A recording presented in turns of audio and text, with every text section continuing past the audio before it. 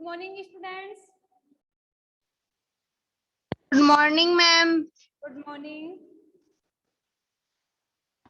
Good morning, ma'am. Good morning. Very good morning.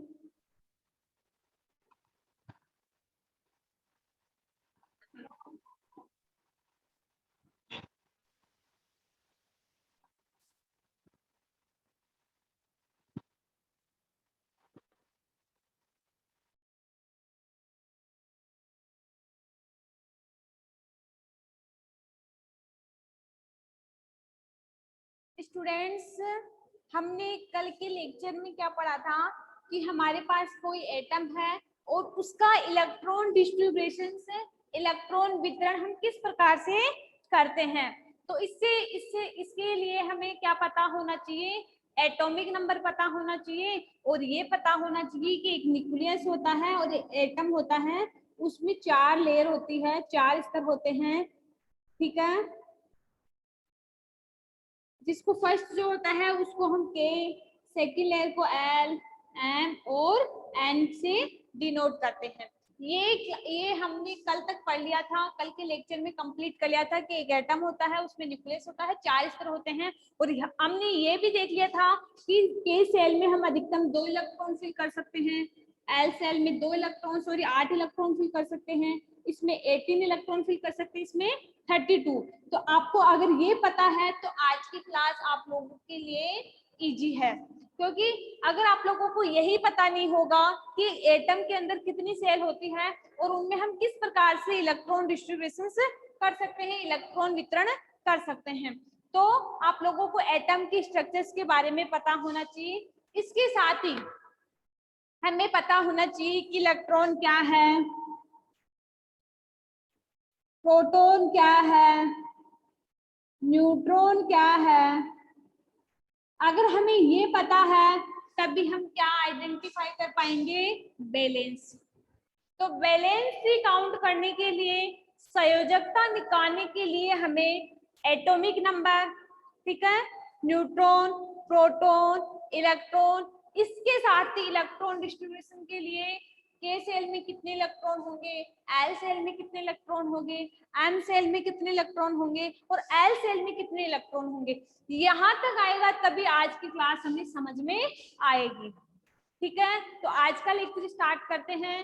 Valency, तो valency का means होता है संयोजकता। हमारे पास 18 एलिमेंट्स है, ठीक है, और 18 एलिमेंट्स की हम किस प्रकार से संयोजकता डिफाइन करते हैं। तो संयोजकता निकालने के लिए तो सबसे पहले मैंने बोला है कि ऑर्बिट्स के बारे में पता होना चाहिए कि ऑर्बिट्स क्या है। तो देखो, ऑर्बिट्स की बात करती हूँ तो an atom are arrange in different shell. हमें पता है कि जो एटम होता है, विष्णु कैमरा ऑफ करो, जो एटम होता है वो एक डिफरेंट सेल में क्या होता है, अरेंज होता है। ठीक है, ये ऑलरेडी मैं आप लोगों को बता चुकी हूँ। विष्णु कैमरा ऑफ करो, विष्णु यादव कैमरा ऑफ कर लो। देखो, तो हमें पता है जो एटम में जो इलेक्ट्रॉन है वो किस प्रकार से सेल में हमें अरेंज करके रखते हैं। इसके बाद में बात करती हूँ कि the electron present in the outermost shell of the an atom is known as valence electron. हमारे पास जो वैलेंस सेल में जो लास्ट वाली सेल, जिसे हमें पता है ये न्यूक्लियस है, इसमें K shell, L shell, M shell और एन सेल, जो हमारी लास्ट वाली सेल होगी उसमें जो इलेक्ट्रॉन होंगे उसी के आधार पर हम किसको काउंट करते हैं, वैलेंस इलेक्ट्रॉन को। समझ में आ गया वैलेंस इलेक्ट्रॉन तक। इसके बाद में बात करती हूँ कि फ्रॉम द बोर-बरी स्कीम, कल हमने पढ़ा था कि बोर-बरी स्कीम के अकॉर्डिंग क्या होता है, हम इलेक्ट्रॉन को एक एटम में किस प्रकार से अरेंज करते हैं वो देखेंगे। तो यहाँ पे देखो, इसके पहले हमें सबसे पहले क्या पता होना चाहिए, न्यूट्रॉन। तो इसके साथ ही कल मैंने 18 एलिमेंट्स बताए थे, तो पहले हम एलिमेंट्स को देखेंगे।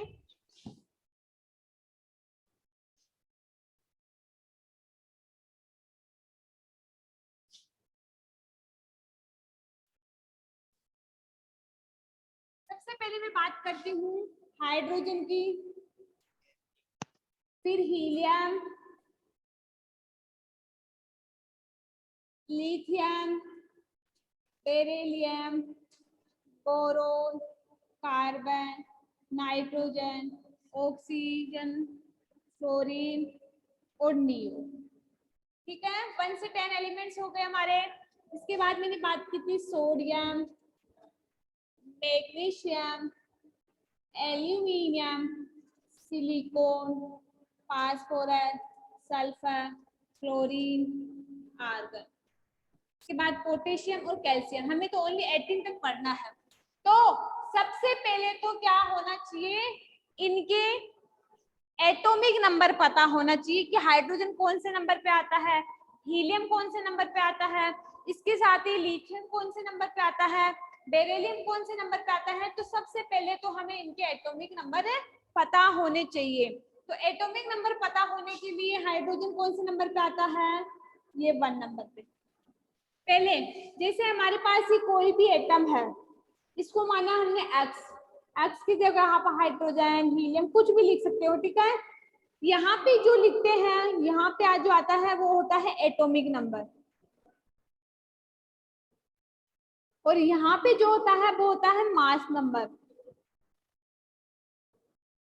तो हमें एटम के अगर एटॉमिक नंबर और मास नंबर दोनों पता है तो हम उसके न्यूट्रॉन निकाल सकते हैं। वो कैसे, जिससे हाइड्रोजन का एटॉमिक नंबर कितना होता है 1, हीलियम का एटॉमिक नंबर 2, लिथियम का 3, बेरिलियम का 4, बोरोन का 5, कार्बन का 6, नाइट्रोजन का 7, ऑक्सीजन का 8, फ्लोरीन का 9, नियोन का 10। ठीक है, यहाँ तक समझ में आ गया। उसके बाद सोडियम की बात करते हैं। सोडियम 11 पे, मैग्नीशियम 12 पे, एल्यूमिनियम 13 पे, सिलिकॉन 14 पे, फास्फोरस 15 पे, सल्फर 16 पे, क्लोरीन 17 पे, ये 18। ये तो आप लोगों को ऑलरेडी पता है, लेकिन मास नंबर कैसे कैलकुलेट करते हैं उसका देखना एक ट्रिक है आप लोगों के पास, क्योंकि आप इतने 18 एलिमेंट्स के कैसे याद करोगे मास नंबर।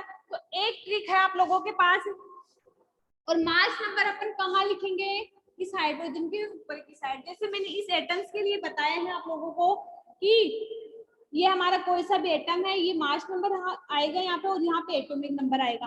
तो मास नंबर कैलकुलेट करने के लिए ध्यान देना सभी स्टूडेंट इधर, अगर हमारे पास एटॉमिक नंबर इवन में हो, ठीक है, अगर इवन में हो तो हमें कुछ ही नहीं करना, उसी का डबल करके लिखना है।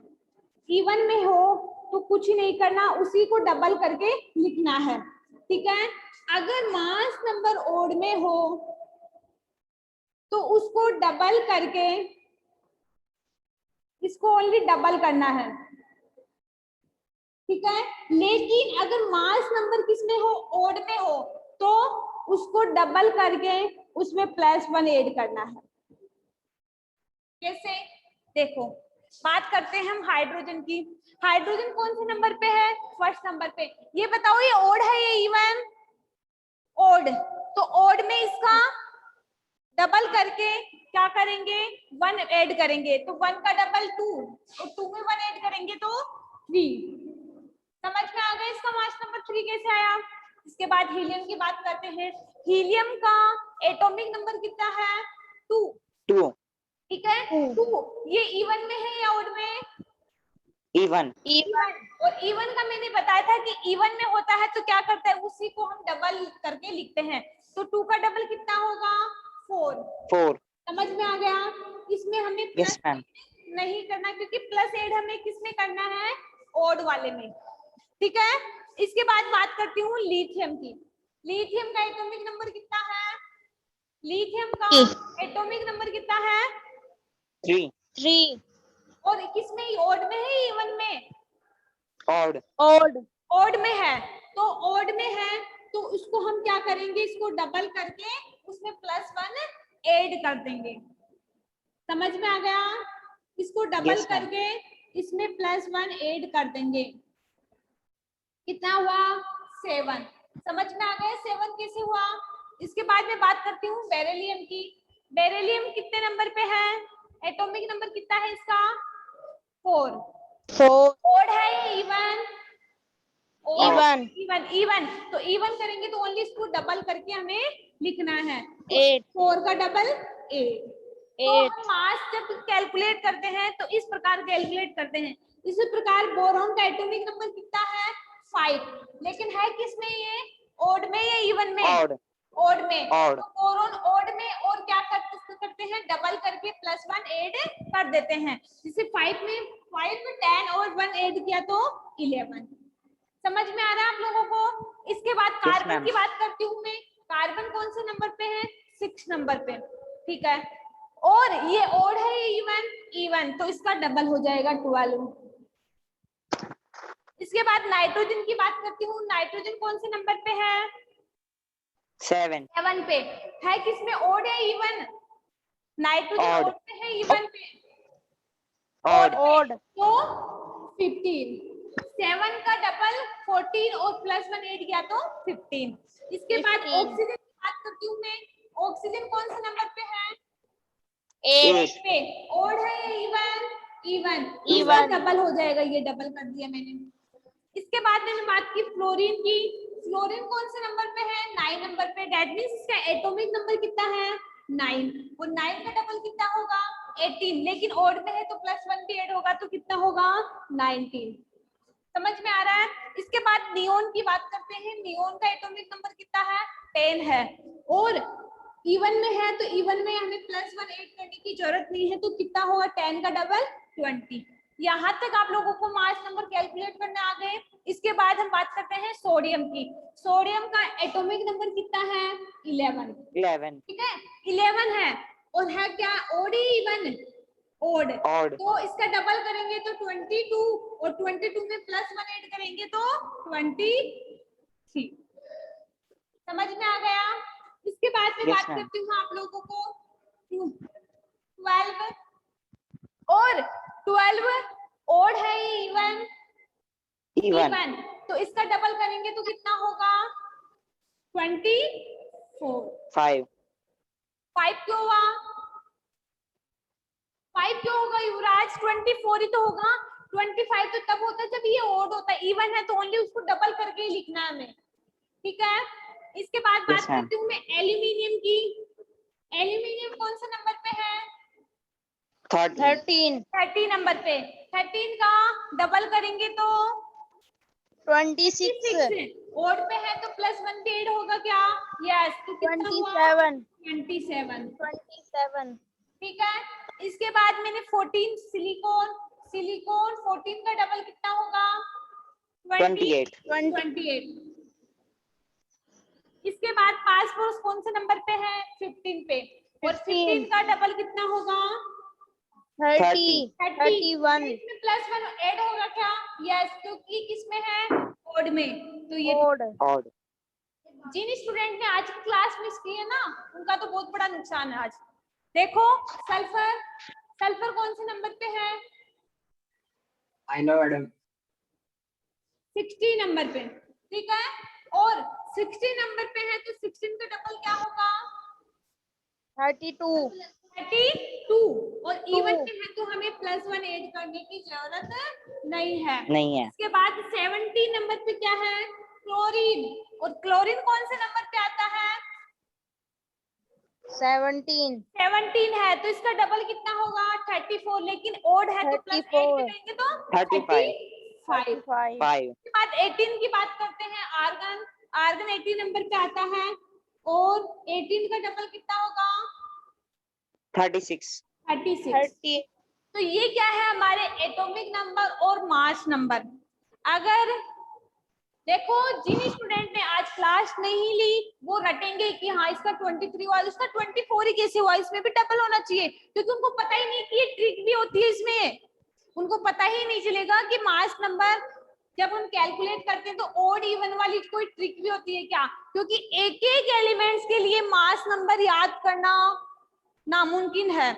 इसलिए मैंने एक ट्रिक बनाई है आप लोगों के लिए कि इवन और ओड में जब हम मास नंबर कैलकुलेट करते हैं तो हम आराम से इन एलिमेंट्स के मास नंबर कैलकुलेट कर सकते हैं। लेकिन स्टूडेंट्स ध्यान रखना, हाइड्रोजन, ठीक है, इसके अलावा बेरिलियम, नाइट्रोजन और आर्गन, ये अपवाद हैं। ये चारों एलिमेंट अपवाद हैं। वो कैसे? तो इनका जो मास नंबर होता है वो ये ना होके कुछ अलग होता है। तो आप इन चारों अपवादों को याद करोगे और इन चारों अपवादों का जो मास नंबर होता है इसको हाइड्रोजन 1 हाइड्रोजन होता है, ठीक है। इसका होता है 4 बेरिलियम 9, ठीक है। इसको होता है 7 9 14, ठीक है। समझ में आ रहा है? 4 अपवाद है वो आप लोगों को अलग से याद करने पड़ेंगे। और इसका होता है 18 AR 14। बाकी 18 की तो याद करने की जरूरत नहीं, एक और सबके लिख लो और फिर ये अपवाद देख लो कि ये अपवाद कौन कौन से हैं। और फिर आप लोगों को अपवाद पता है कि हाइड्रोजन, बेरिलियम, नाइट्रोजन और आर्गन, ये चारों अपवाद हैं। और इन चारों को हम अलग से क्या कर सकते हैं, इनके मास नंबर कैलकुलेट कर सकते हैं। यहाँ तक किसी स्टूडेंट को कुछ प्रॉब्लम? No ma'am. समझ में आ गई यहाँ तक? Yes ma'am. मैम ठीक है, हम बात करते हैं हमें क्या क्या कैलकुलेट करना गया, मास नंबर पता चल गया। देखो आप लोगों को एक ट्रिक बताती हूँ।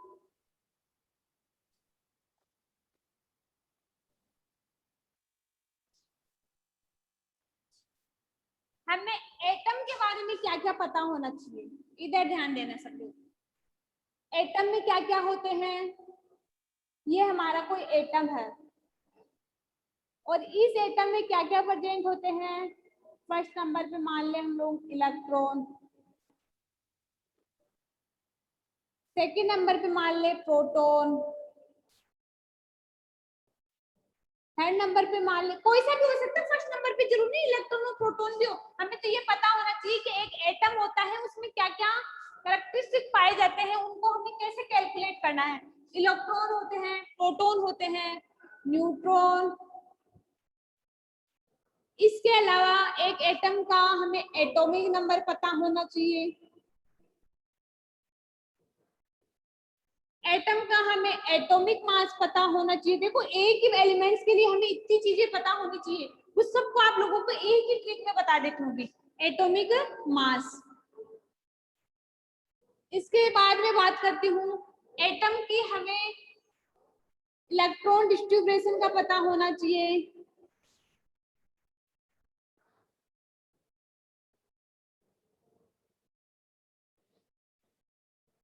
और इलेक्ट्रॉन डिस्ट्रीब्यूशन के लिए हमारे पास कितनी सेल होती है, 4 shell. K shell, L shell, M shell और एल सेल, ठीक है। 4 सेल पता होनी चाहिए, K shell, L shell, M shell और एल सेल, ठीक है। के सेल में मैक्सिमम हम कितने इलेक्ट्रॉन भर सकते हैं, 2 इलेक्ट्रॉन। 2। एल सेल में 8 इलेक्ट्रॉन, एम सेल में 18, 16 और इसमें 32। यहाँ तक पता चल गया हमें, ठीक है। इसके बाद हमें क्या पता होना चाहिए, उसकी वैलेंसी। तो देखो एटम के बारे में हमें क्या क्या पता होना चाहिए, electron, proton, neutron, atomic number, atomic mass, electron distribution, balance. और इलेक्ट्रॉन डिस्ट्रीब्यूशन में K shell, L shell, M shell, L shell. तो आपको एक ही एलिमेंट्स का बताऊंगी, आप लोगों को सभी एलिमेंट्स का समझ में आ जाएगा। जैसे मैं बात करती हूँ किसकी, मैंने हाइड्रोजन लिया है, समझना इस एटम में सारे एक साथ जुड़े हुए, एक साथ, अलग अलग याद करने की जरूरत नहीं पड़ेगी। ये हाइड्रोजन है, ठीक है।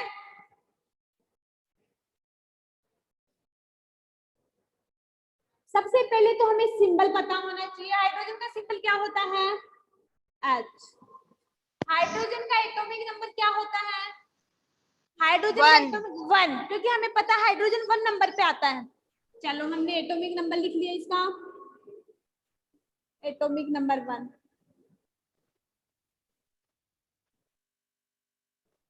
ठीक है। इसके बाद हमें क्या पता होना चाहिए, इलेक्ट्रॉन, प्रोटॉन और न्यूट्रॉन। तो इलेक्ट्रॉन और proton, students we know that हम जानते हैं, एक ट्रिक है कि एटॉमिक नंबर किसके इक्वल टू होता है, एटॉमिक नंबर होता है वही तो प्रोटॉन होता है, वही इलेक्ट्रॉन होता है। लो बस 2 चीज और आगे समझना आप लोगों को, कि हाइड्रोजन का एटॉमिक नंबर 1 है तो उसमें इलेक्ट्रॉन भी 1 है और प्रोटॉन भी 1 है। हो गया, तो इसमें इलेक्ट्रॉन भी पता चल गया हमें कि हाइड्रोजन में इलेक्ट्रॉन 1 है और प्रोटॉन भी 1 है। चलो 3 चीज तो हमें समझ में आ गई कि एटॉमिक नंबर पता हो तो हम इलेक्ट्रॉन प्रोटॉन दोनों निकाल सकते हैं। ठीक है, इसके बाद मैं बात करती हूँ आपके पास न्यूट्रॉन की। और न्यूट्रॉन कैसे कैलकुलेट करना आना चाहिए, तो सबसे पहले हमें मास नंबर पता होना चाहिए और मास नंबर हमें कैलकुलेट करना सीख लिया ऑलरेडी। कैसे कैलकुलेट करते हैं, तो हाइड्रोजन का मास नंबर कितना होता है 1, तो ये इसका एटॉमिक नंबर है 1, ये मास नंबर 1। तो मास जब हम न्यूट्रॉन निकालते हैं तो न्यूट्रॉन निकालने के लिए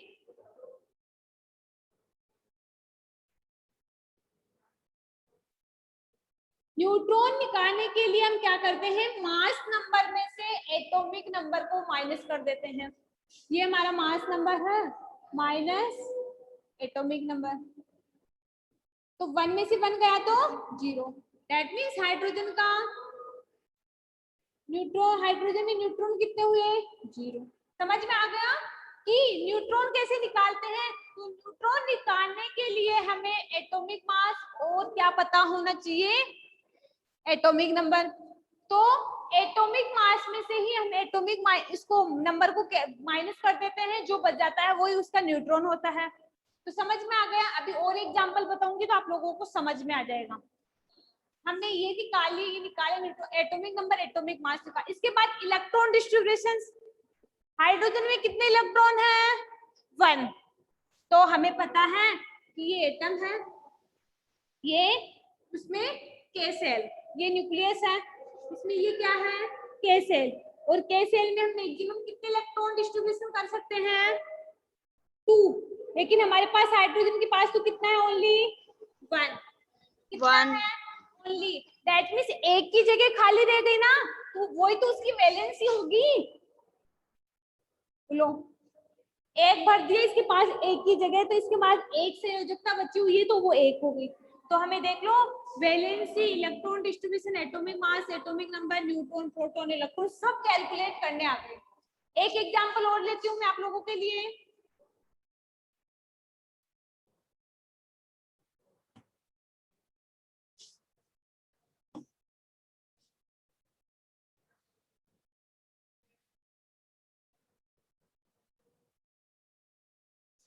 जैसे मैंने लिया है सोडियम,